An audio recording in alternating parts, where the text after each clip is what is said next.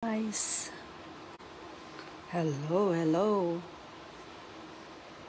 guys, isi-share ko lang sa inyo yung aking mini white princess. Ang ganda, ang variegation niya ay white. Yung unang sibol niya, sana magkakaroon ng all white variegation. Ang ganda niya, galing ito kay Sweet Cell at mura lang to. Ang ganda, kinain ng uod. Yung stem niya ay white, may halong pink. Natanggal yung isang dahon, guys. Ang hinalo ko dito ay ano lang siya, coco cubes at saka rice hull. Hindi ko siya nilagyan ng lupa kasi para hindi siya madaling malata yung dahon. Ito ang kagandahan ng white princess. Kung may pink princess, may white princess din. Ang ganda, guys. Galing ito kay Sweet Cell, Davao del Norte. Ito naman, guys, si Sanado. Para siyang parang di siya lumalaki. Ano lang siya, maliit na Sanado. Ang cute ng leaves niya, oh. Yung leaves niya parang silum na basta maliit siya na cute. Tapos yung dahon niya ay merong red sa likod. Ang ganda ng dahon niya. Bagay na bagay sa table. Mini Sanado. Dwarf yata to, hindi to giant. Kasi sabi nila pag ang Sanado daw mabagal tumubo. Ito naman yung mini snake plant. Yung ganito ko dati, guys. Madami akong ganito dati. Natsugi. Dahil di ko alam paano alagaan. Natsugi siya. Kaya ito, bago to siya. Sana dumami ito. Ito naman galing ito kay Juben. Pati itong dwarf na Sanado. 100 lang ito, guys. Ay, tama, 100.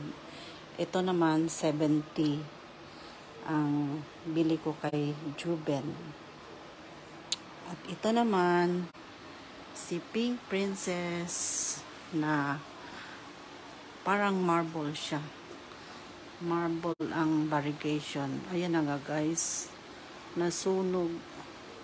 Di ko alam paano siya alagaan, mga ganitong halaman. Napaka-sensitive sa mga variegation niya. Kaya bihira ko lang siya dinidiligan. Yung iba na ganito ko nasa labas. Gustong gusto ko siya, guys, kasi ang ganda ng leaves niya. Yan, nakita mo yan. Kulay pink. Pink na pink. Ayan. Pag umusbong na naman to, kulay pink na naman ito. Yan.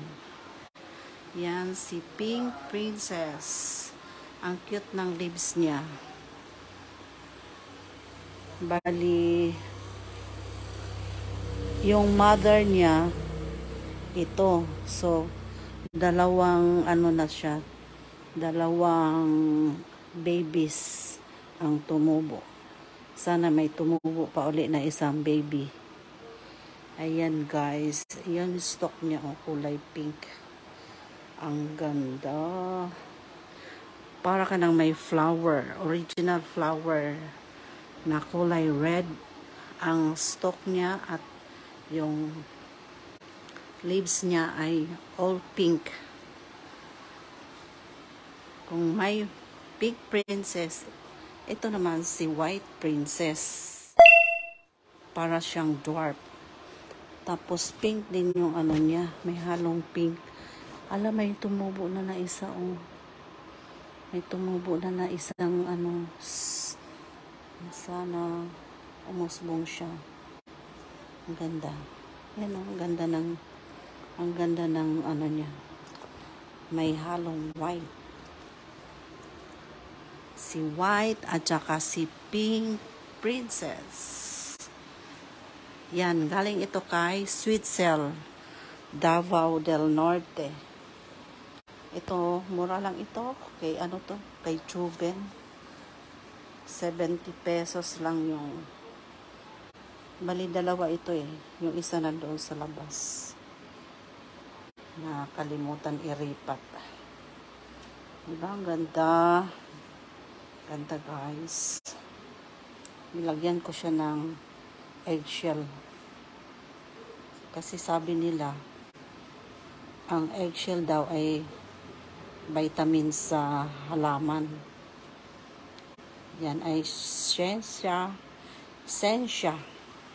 Hindi ko alam kung totoo. Pero gaya lang tayo, guys.